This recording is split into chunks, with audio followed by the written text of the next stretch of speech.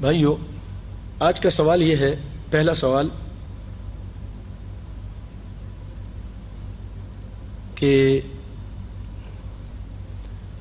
نبی کائنات صلی اللہ علیہ وسلم کو شاہد کہا جاتا ہے۔ قرآن میں اللہ نے کہا انا ارسلناک شاہدا ومبشرا ونذیرا، ہم نے آپ کو شاہد بنا کر بھیجا ہے۔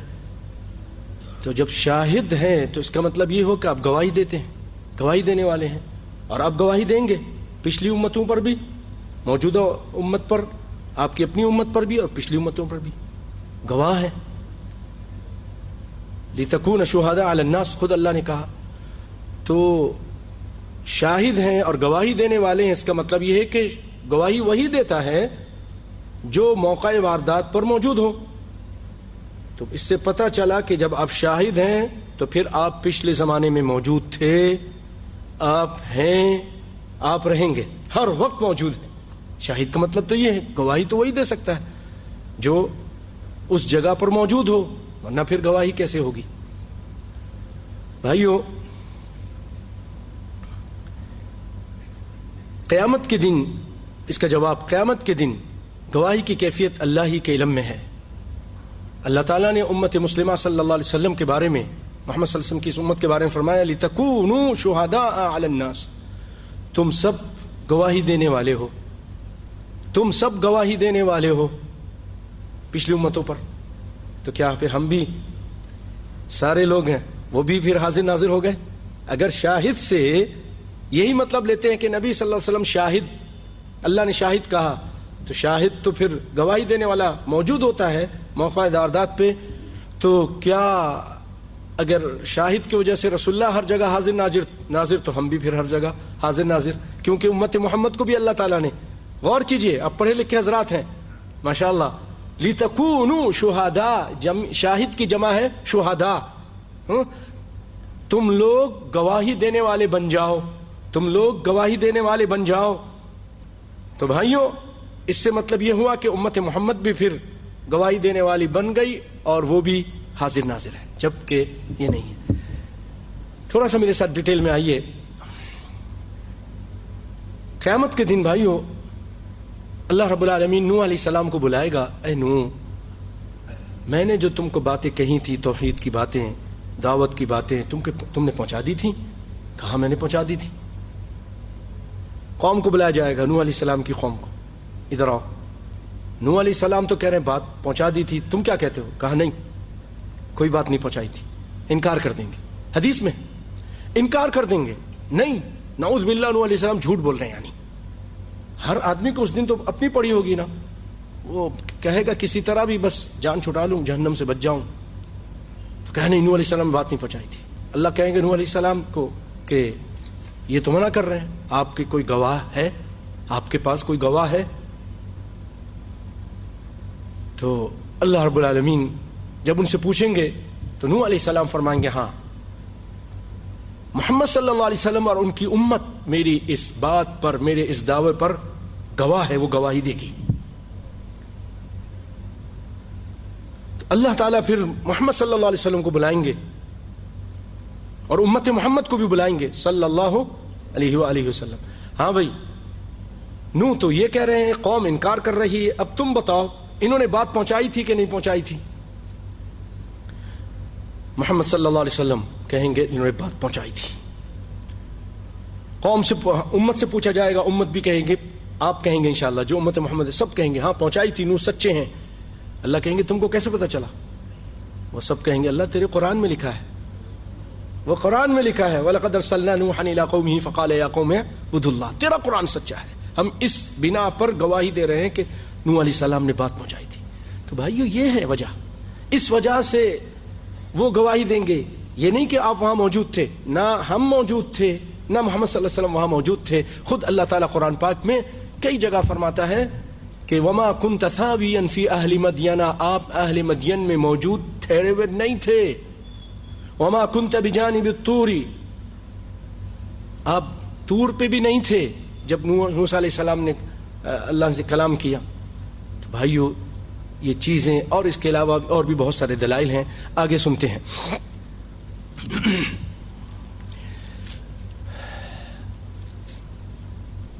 ایک اور میں آپ کو اس سلسلے میں قرآن سے ہی ایک دلیل دیتا ہوں، اپنے پڑھ رکھیے گا، کیونکہ اس طرح کی باتیں کرتے ہیں جن کے پاس نہیں ہوتا، وہ ان کے ایمان کو، ان کے توحید کو خراب کر دیتے ہیں.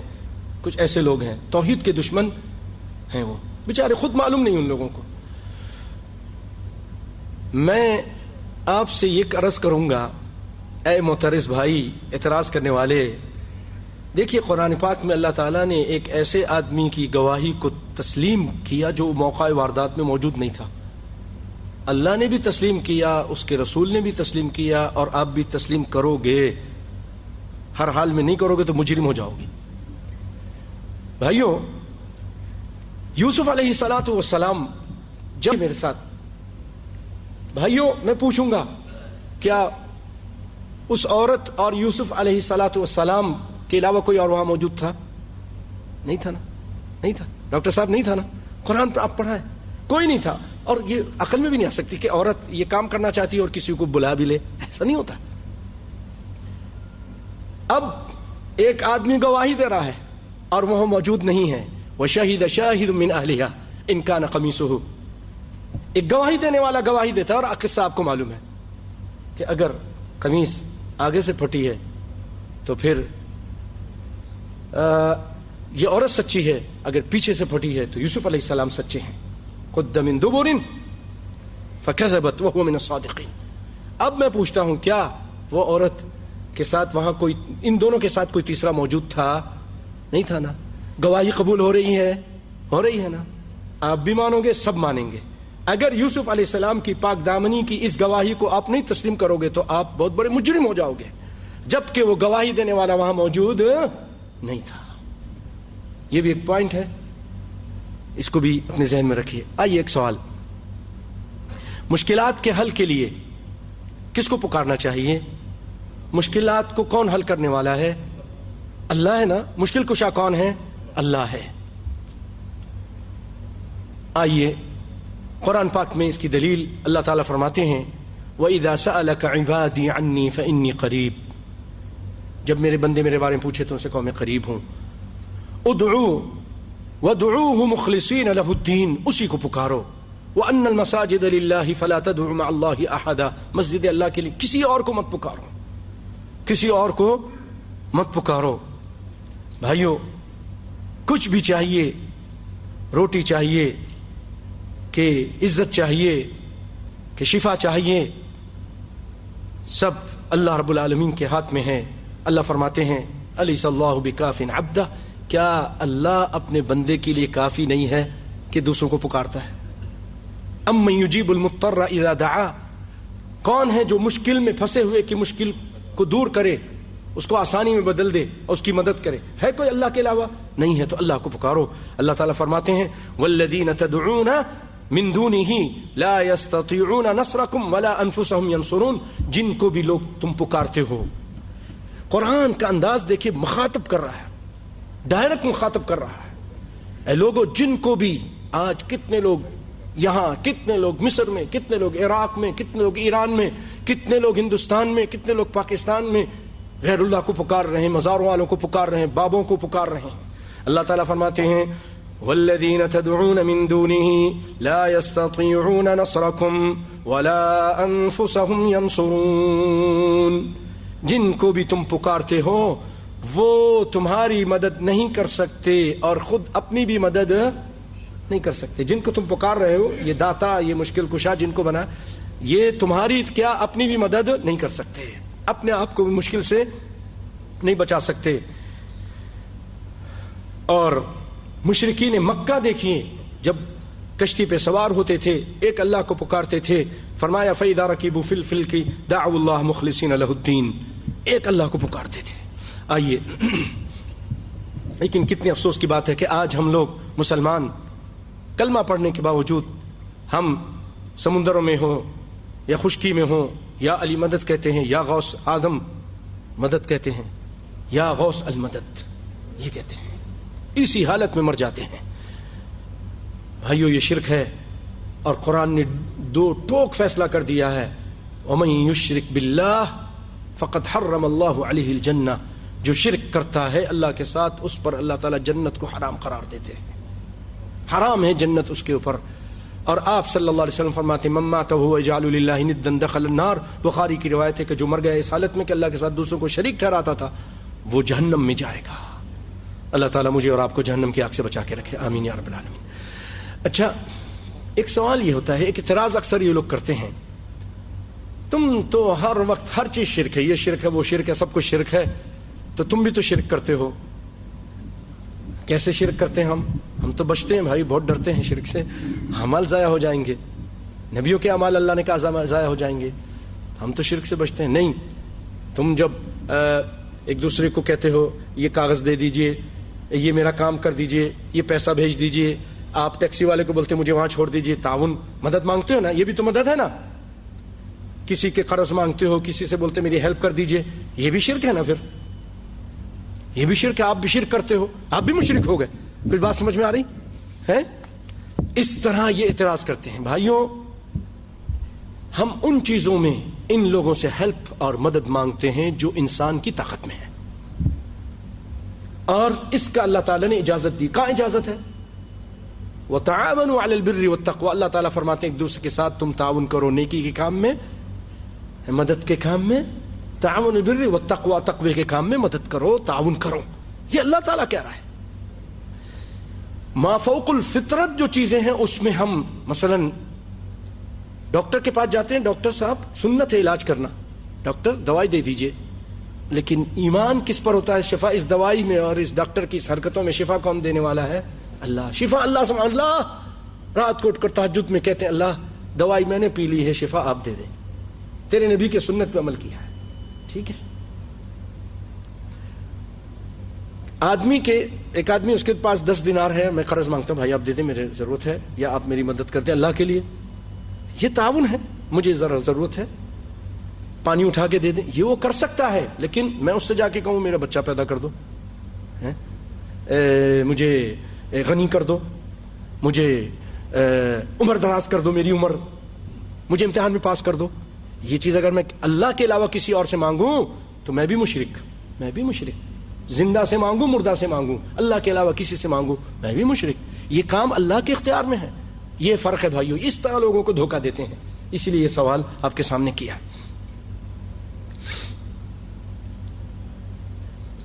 ایک اور سوال ہے, اس کائنات کے تصرف میں, رات و دن کے آنے جانے میں, بارش برسانے میں, سارے کاموں میں اختیار کس کا چلتا ہے؟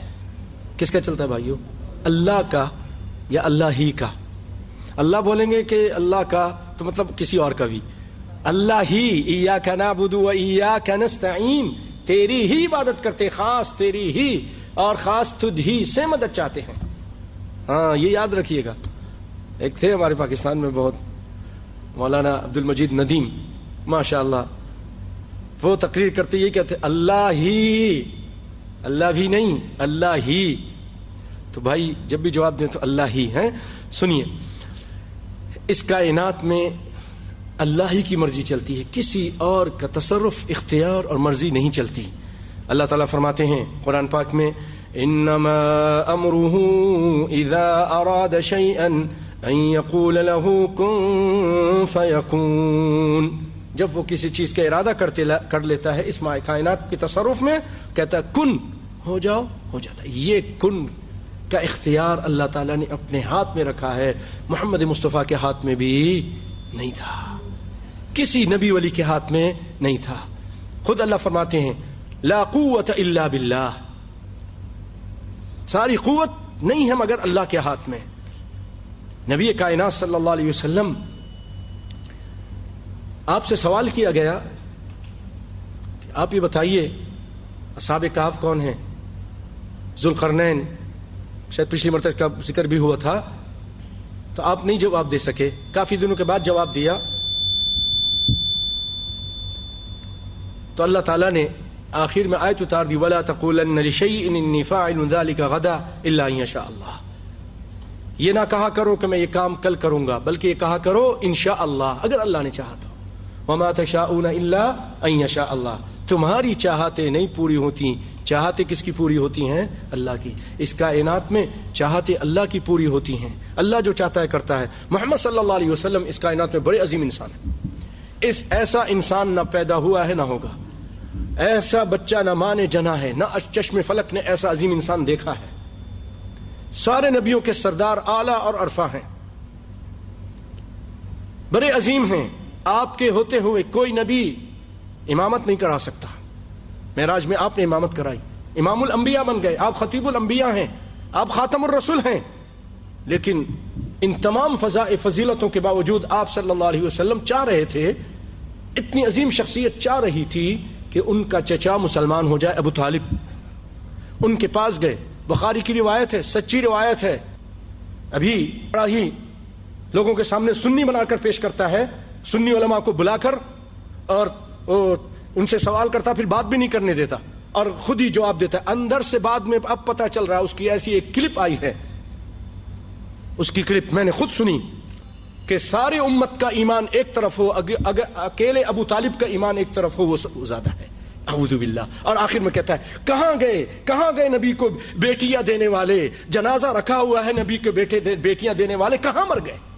اس سے ہوشیار ہو جائے۔ اس کی ایک دوسری بھی کلپ آئی تھی، وہ اس کو نہیں پتا چلا کہ وہ سامنے ویڈیو چل رہی ہے، شاید آپ لوگوں نے دیکھی ہوگی، وہ سمجھا کہ ویڈیو نہیں چل رہی اور مولوی صاحب کو بٹھایا ہوا تھا، اور پھر اس کے علم میں تھا کہ نہیں چل رہی، لیکن ایک عورت کا فون آیا، آپ لوگوں نے دیکھا، تو اس نے کوئی ایسی تو گالیاں دینا شروع ہو گیا۔ وہ عورت بیچاری مسکین اپنا مسئلہ پوچھ رہی، اور یہ مولوی صاحب کہہ رہے یہ کوئی مولوی کہنے لگے ہاں یہ بڑا نازک مسئلہ ہے، ہاں بہت نازک مسئلہ، اور ایسی گندے انداز میں مذاق شروع کر دیا اس نے۔ یہ ہے وہ اندر سے یہ کون لوگ ہیں؟ ہوشیار ہونا چاہیے، بہت سارے ہیں، بہت ان لوگوں نے لوٹا، بہت تکلیف پہنچائی ہے ہم کو۔ اللہ تعالیٰ ان کے شروں سے اور ان کے فتنوں سے بچا کے رکھے۔ اوپر سے کچھ بنتے ہیں، اندر سے یہ نفاق نہیں تو اور کیا ہے؟ تو کیا کر کے اس طرح کر رہے ہیں، ملک کا بیڑا غرق کر دیا تھا، دیکھا نہیں تھا انہی کی پہلی گورنمنٹ کی کیا حال تھا، کس طرح تباہی بربادی کی طرف لے گئے تھے ان لوگوں نے۔ کچھ نہیں، بس وہاں بھاگ کر ابھی دبئی بیٹھ گئے۔ پھر یہ کون لوگ ہیں؟ ملک کو توڑنے والے کون لوگ ہیں؟ یحییٰ خان کون تھا؟ اس کے بعد یہ سارے وہی لوگ ہیں۔ سکندر مرزا کون تھا؟ فارسی بولتا تھا، اس کی جنازہ بھی ادھر ہی چلا گیا، اس کی بیوی بھی یہی تھی۔ اللہ رحم فرمائے، بڑا نقصان پہنچا ان لوگوں نے۔ اور اللہ کرے میری آواز پہنچے اور لوگ جاگیں۔ یہ لوگ سیاسی جماعتیں بنا کر اور روٹی کپڑا کے مکان کا نعرہ لگا کر آ جاتے ہیں، لوگوں کو کہتے تم کو یہ دیں گے وہ دیں گے، تمہارے حقوق کی بات کرتے ہیں، اندر سے یہ اپنے وہی ایرانی حقوق کی بات کرتے ہیں، اندر سے اسی کے لیے ہیں، صرف اس کے لیے یہ لوگ 80% یہ لوگ وہاں پر ہیں پارلیمنٹ میں۔ تبھی تو اتنے بڑے اہم مسئلے میں انہوں نے اپنی فوج بھیجنے نہیں دی۔ اللہ تعالیٰ رحم فرمائے، اللہ تعالیٰ نے فتح دی۔ آج یمن کے اندر الحمدللہ فوجیں اتر گئیں اور امن ہو رہا ہے الحمدللہ، اور یہ منافقین ذلیل ہو رہے ہیں، یہ مشرکین ذلیل ہو رہے ہیں اور ذلیل ہوں گے۔ اللہ کرے اب پاکستان کے مسلمان جاگ جائیں، کیوں نہیں اپنے قرآن و سنت کے ماننے والوں کو ووٹ دیتے، انہی کو ووٹ دو، صرف ان کو کامیاب کرو۔ حسبنا اللہ نعم الوکیل۔ کیسے کیسے حرکت کر کے ابھی وہ ملک اسحاق کو وہ پولیس کے انڈر میں ہے، اس کو وہ لے کے جا رہے ہیں اور اس کو گولیاں مار دی اور کیا یہ باہر سے حملہ ہو گیا اور کیا ہو گیا۔ اس طرح اتنی پاور میں یہ لوگ ہیں۔ حسبنا اللہ نعم الوکیل۔ اللہ تعالیٰ ان کے شر سے پوری دنیا کے مسلمانوں کو بچا کے رکھے۔ عراق میں کیا حال کیا ہے، سوریا میں انہوں نے کیا حال کیا ہے، یہ یہاں بحرین میں بھی کرنا چاہتے تھے، سعودیہ میں بھی اسی طرح کرنا چاہیے، یمن میں کیا کچھ نہیں کیا ان لوگوں نے، حوثی وہی ہیں یہ۔ حسبنا اللہ نعم الوکیل۔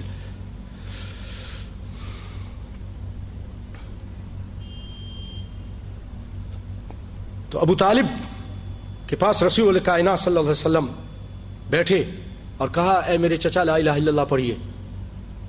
ابو طالب نے ابو جہل کو، عتبہ شیبہ کو دیکھا، وہ کہنے لگے اس دنیا سے جاتے ہوئے آخری وقت میں بچے کی، نوجوان کی بات مان لو گے اور اس کے رب کو مانو گے، ہماری ناک کٹوا دو گے، اپنے باپ دادا کے دین کو چھوڑ دو گے۔ یہ حمیت والی باتیں کی، اس کو حمیت آ گئی، غیرت آ گئی، اور وہ بڑے اچھے تھے، کہتے تھے کہ تیرے پاس سچا دین ہے محمد صلی اللہ علیہ وسلم، تو سچا ہے، تیری بات بھی سچی ہے، لیکن آخر میں ہے یہ بڑے دوست، ان سے ہوشیار رہو، نوجوانوں ہوشیار رہو، یہ بڑے دوست انسان کو برائی کی طرف لے جاتے ہیں، تباہی بربادی کی طرف لے جاتے ہیں. ان کی وجہ سے وہ ایمان نہیں لائے اور اسی حالت پہ فوت ہو گئے. آپ صلی اللہ علیہ وسلم واپس آ گئے، آپ کو بڑا غم ہوا، آپ دعا کرنے لگے. کہا میں دعا کروں گا. اللہ تعالیٰ نے فرما دیا، یہ قرآن، اللہ تعالیٰ نے نبی صلی اللہ علیہ وسلم کو فرما دیا کہ ما كان للنبي والذين آمنوا ان يستغفروا للمشركين ولو كانوا اولي قربى. قریبی رشتہ داری کیوں نہ ہو، کون قریبی رشتہ دار ہے اور جو اس شرک میں مرا؟ اتنا قریبی رشتہ دار ماں باپ کے بعد یہی تو تھے. تب بھی آپ ان کے لیے بخشش کی دعا نہیں مانگ سکتے، منع کر دیا. آپ بخشش کی دعا مانگتے تھے، آپ نے منع کر دیا. اللہ تعالیٰ نے منع کر دیا آپ کو کہ آپ بخشش کی دعا نہ مانگے. اور آپ نے، بخاری کی روایت ہے، انہی روایتوں کو جھوٹا کرنے کے لیے شروع سے کہتے ہیں یہ ایرانی سازش ہے. خود ایرانی ہے لیکن ایرانی سازش ہے، ایرانی سازش ہے، اجمیوں کی سازش ہے، حدیث بنا لی ہے. حدیث بنا لی ہے تو آؤ انشاءاللہ العزیز سنو گے. آخر میں اللہ کے فضل و کرم سے حدیث نبی صلی اللہ علیہ وسلم کے زمانے سے لکھی جا رہی تھی. چند ایک دو اجمی تھے محدثین، باقی سب عربی تھے. انشاءاللہ ثابت کروں گا اللہ کے فضل و کرم سے، سارے عربی تھے. اور نبی صلی اللہ علیہ وسلم کے زمانے میں حدیثیں لکھی گئیں، پورے دلائل سے ثابت کروں گا اللہ نے چاہا تو. دھوکہ دیتے نہیں لکھی گئی، آپ نے منع کر دیا تھا، پہلے منع کیا تھا پھر اجازت دے دی تھی. یہی لوگ ہیں اس حدیث کی وجہ سے، کیونکہ حدیث میں ہے آپ صلی اللہ علیہ وسلم فرمایا سب سے ہلکا عذاب ابو طالب کو ہوگا، اس کو جہنم کے 2 جوتے پہنائے جائیں گے اور جس کی وجہ سے اس کا دماغ کھول رہا ہوگا. لوگوں نے پوچھا اللہ کے رسول ابو طالب کو کوئی فائدہ دیا اس کی اس بات میں جو آپ کی مدد کرتا رہتا تھا، وہ بڑی ہیلپ کرتا تھا، کیا فائدہ دیا؟ آپ نے فرمایا ہاں اس کو یہ فائدہ دیا اس باتوں نے کہ اس کو ہلکا عذاب ہوگا، اگر میں نہ ہوتا تو وہ جہنم کے نچلے طبقے میں ہوتا. بھائیو وہ اتنا شدید عذاب ہوگا جہنم کا کہ ان کا دماغ کھول رہا ہوگا، اور جس کو یہ پہنایا جائے گا، جس کو بھی، وہ یہ سمجھ رہا ہوگا کہ سب سے شدید عذاب ہو رہا ہے مجھے، حالانکہ سب سے ہلکا عذاب ہو رہا ہے. اور یہ بخاری کی روایت ہے، ابو طالب کے بارے میں ہے. اور یہ کہتا ہے کہ ابو طالب کا ایمان اور سارے ابو بکر عمر عثمان کا ایمان اور سارے صحابہ کا ایمان ایک طرف، وہ بھاری ہے. کیسے بھاری ہے؟ حدیث تو کہہ رہی ہو جہنم میں جل رہے ہیں. حسبنا اللہ نعم الوکیل. ہوشیار ہو جائیے پاکستان کے مسلمانوں، ایسے دغاباز اور فریب اور مکاروں سے اور لٹورے سے ہوشیار ہو جاؤ، ہوشیار ہو جاؤ، جاگ جاؤ. حسبنا اللہ نعم الوکیل. تو اس کائنات میں بھائیو اختیار، آرڈر صرف اللہ کا چلتا ہے. وما قدر اللہ کا قدر ہی، لوگوں نے اللہ کی قدر ہی نہیں کی، نہیں قدر کی جس طرح کرنی چاہیے.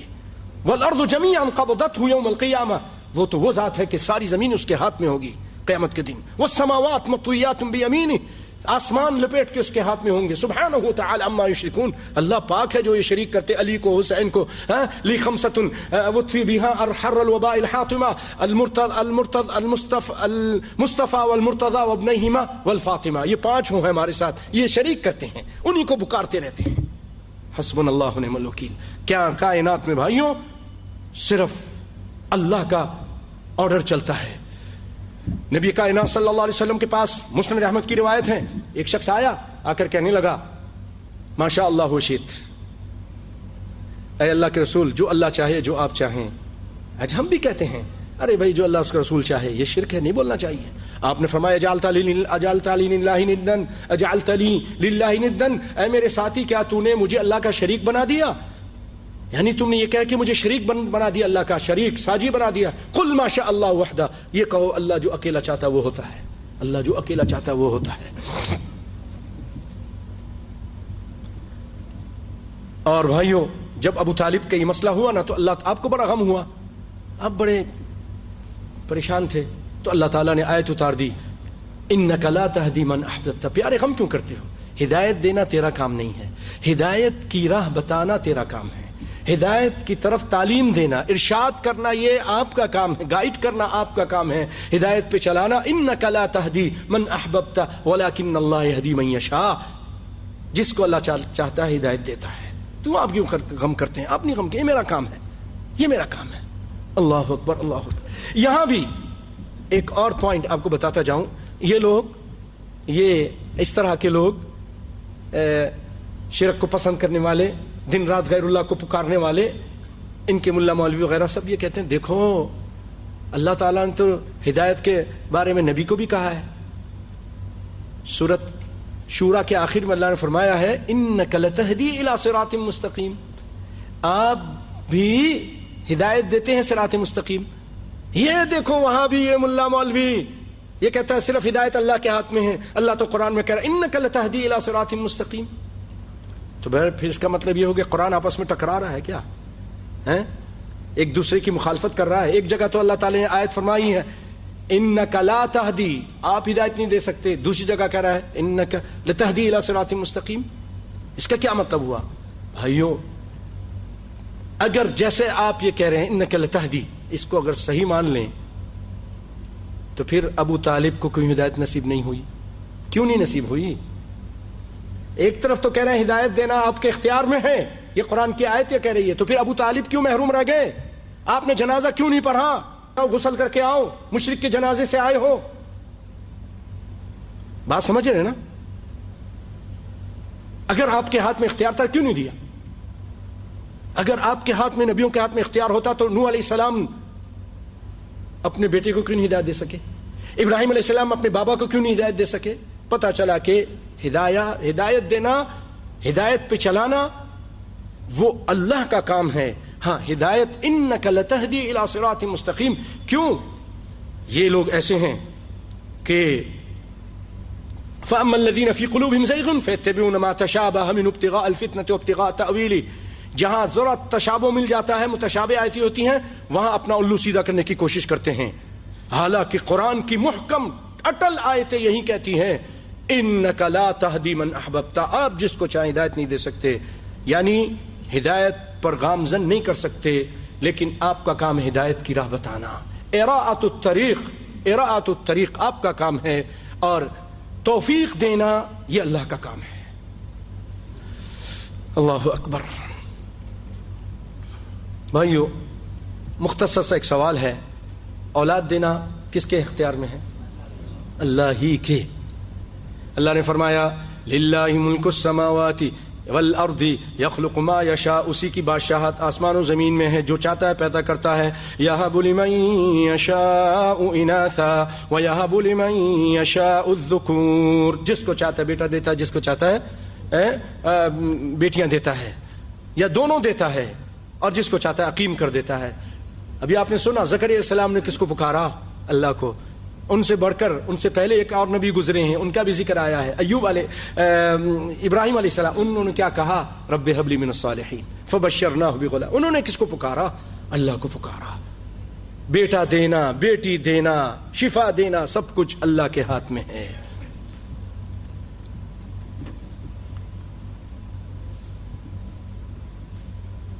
بھائیو عزت دینا کس کے ہاتھ میں ہے؟ اللہ ہی کے. قل اللہم مالک الملک تؤتی الملک من تشاء وتنزع الملک ممن تشاء وتعز من تشاء وتذل من تشاء بیدک الخیر انک علی کل شیء قدیر.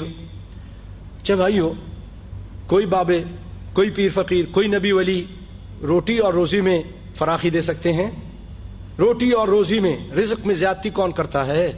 اللہ ہی. کوئی نہیں کر سکتا.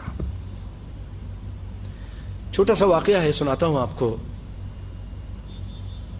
غالباً اسرائیلیت میں سے کہ جب سلیمان علیہ السلام پانی کی دعا مانگنے کے لیے، بارش کی دعا مانگنے کے لیے جنگل میں گئے نا، تو وہاں دیکھا کہ ایک ننھی منی چونٹیاں، وہ بھی پاؤں اٹھا کر آسمان کی طرف اور کہہ رہے تھے اللہم انا خلق من خلقک لسنا غنن بسقیاک. اے اللہ ہم بھی تیری مخلوق ہیں، تو پانی نہ پلائے تو ہم بھی پانی نہیں پی سکتے. اے اللہ تو پانی پلا دے. آپ علیہ السلام نے، اور نبی دوسرے نبی کو صلی اللہ علیہ وسلم بھی کہہ سکتے ہیں، حدیث میں آیا ہے ابراہیم صلی اللہ علیہ وسلم. تو آپ نے فرمایا لوگوں واپس چلو، فقط سقیتم بدعاء غیرکم، تم کو دوسروں کی دعاؤں سے پانی اللہ پلائے گا، تم پانی پلائے جاؤ گے. قرآن میں ان کے ذکر بھی آیا ہے. اس چوٹی نے قالت نملة يا أيها النمل ادخلوا مساكنكم لا يحطمنكم سليمان وجنوده وهم لا يشعرون. اللہ اکبر. چوٹی اتنی رعایا، اپنے رعایا کے حاکم تھی نا، وہ اتنی خیرخواہ تھی، فوراً انتظام کر لیا کہ اے میری چوٹیوں، سہیلیوں اور میری جو رعایا، جلدی سے کہیں اور چلی جاؤ، لشکر آ رہا ہے، تم کو کچل دیں گے. سبحان اللہ. سلام عاجز آگے کہ یہ کام میرے اختیار میں نہیں ہے. نہ کسی کے دانے، ایک دانہ بھی نہیں بڑھا سکتا، نہ ایک لمحہ زندگی کا وہ بھی میں نہیں بڑھا سکتا، کوئی نہیں بڑھا. اذا جاء اجل لا يستأخرون ساعة ولا يستقدمون. جب جس کی موت کا وقت آ جائے گا وہ ایک لمحہ آگے نہیں، ایک لمحہ پیچھے نہیں ہوگا. تو بھائیو، اس سے ہمیں پتہ چلا کہ روٹی روزی اللہ کے ہاتھ میں. اللہ فرماتے ہیں اللہ یبسط الرزق لمن یشاء من عبادہ. اللہ تعالیٰ جس کے لیے چاہتا ہے رزق کو کشادہ کرتا ہے، جس کے لیے چاہتا تنگ کر دیتا ہے. لیکن اگر آپ کو رزق چاہیے، حلال رزق چاہیے، اس کی تمنا کیجئے، تو اس کے لیے تقوی اختیار کیجئے، نمازوں کی پابندی کیجئے، حرام کو چھوڑ دیجئے، حرام سے دور ہو جائیے، حرام باتوں سے، حرام کام سے، ناجائز کاموں سے، گانے بجانے، ظلم ستم، سب سے دور ہو جائیے. حج پر حج کیجئے یا حج کے بعد عمرہ کیجئے، عمرے کے بعد حج کیجئے، اور کثرت سے استغفار کیجئے، کثرت سے استغفار کیجئے. اللہ تعالیٰ روٹی روزی کو زیادہ کر دیتے ہیں. ماں باپ کے ساتھ نیکی کیجئے، صلہ رحمی کیجئے، اس سے بھی عمر دراز ہوتی ہے اور رزق میں فراوانی ہوتی ہے. جو صلہ رحمی کہتے ہیں، ماں باپ کے ساتھ نیکی کرتے ہیں.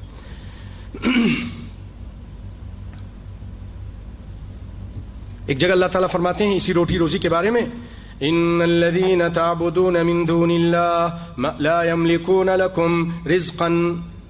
جن کو تم پکارتے ہو اللہ کے علاوہ تو رزق کے مالک نہیں ہیں. فابتغوا عند الله الرزق. اللہ کے پاس رزق تلاش کرو اس کو. ورزقكم في السماء. تمہارا رزق آسمان پہ ہے، تمہارا رزق آسمانوں میں ہے. اس آسمان والے کو راضی کرو، لاہور کے داتا کو یا بغداد کے غوث پاک کو جو بنایا ہوا ہے. یہ دنیا کے لوگ ہیں. غوث پاک حقیقت میں صحیح غوث اعظم اللہ ہی ہے. غوث العظم اللہ ہے، سب سے بڑا مدد کرنے والا اللہ ہے اور کوئی نہیں ہے.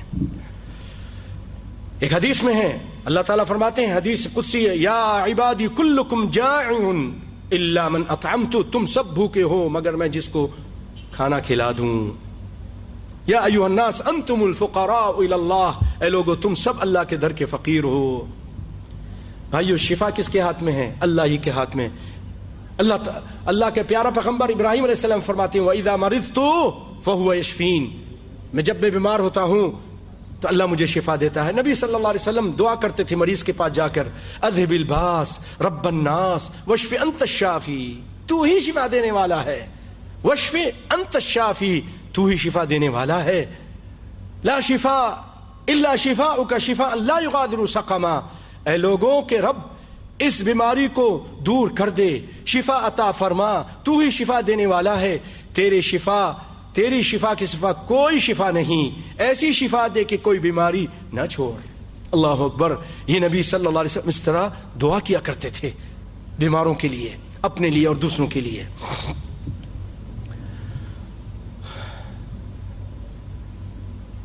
بھائیو، ڈر اور خوف کس کا ہونا چاہیے دل میں؟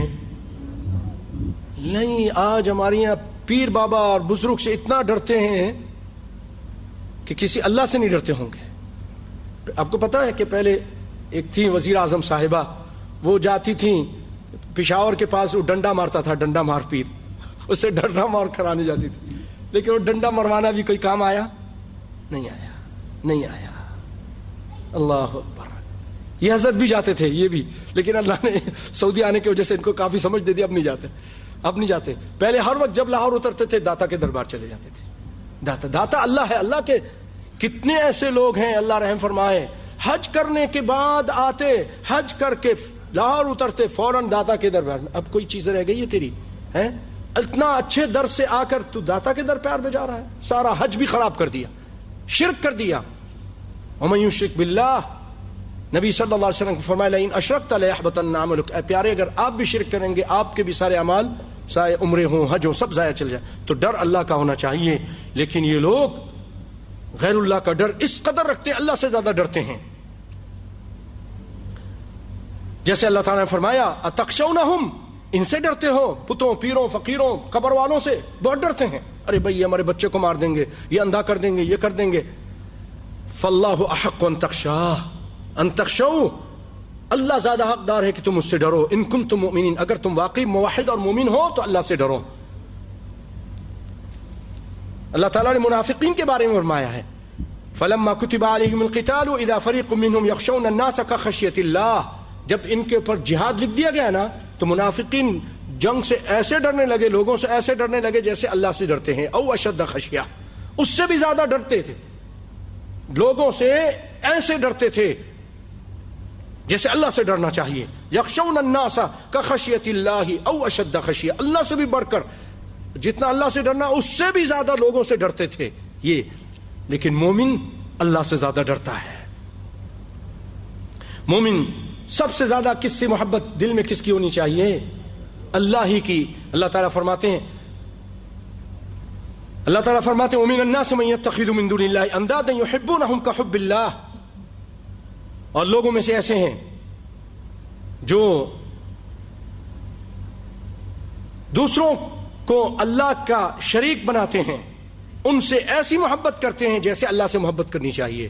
اور اللہ تعالیٰ فرماتے ہیں والذین آمنوا اشد حبا للہ، اور جو مومن ہیں اللہ سے شدید محبت کرتے ہیں. ہر چیز سے بڑھ کر، کائنات کی ہر چیز سے بڑھ کر سب سے زیادہ محبت بیوی سے، بچوں سے، گھر بار سے، دولت سے، تجارت سے، ہر چیز سے، اپنی زندگی سے، اپنی جان سے بھی زیادہ اللہ سے محبت کرتے ہیں. اس کے بعد رسول اللہ سے محبت کرتے ہیں.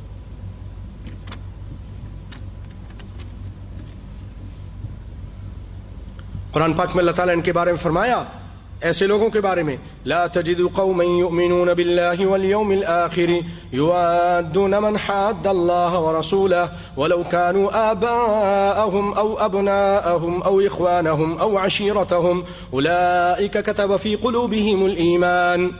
آپ کو کوئی اور ایسی قوم نہیں ملے گی جو اللہ پر ایمان رکھتی ہے، آخرت پر ایمان رکھتی ہے. یوادون من حاد اللہ، ان سے دوستی رکھے جو اللہ کے دشمن ہیں، مشرکوں سے نہیں. ایسا نہیں ہوگا اگرچہ وہ مشرک ان کے باپ دادا ہی کیوں نہ ہو، قریبی رشتہ داری کیوں نہ ہو. ابو عبیدہ ابن الجراح رضی اللہ تعالیٰ عنہ، سنیے جنگ کے میدان میں ان کے بارے میں آیت اتری ہے. جنگ کے میدان میں تھے، سامنے ایک حملہ آ رہا تھا، اس نے پورا اپنے آپ کو چھپایا ہوا تھا، نہیں پتہ چل رہا تھا کون ہے.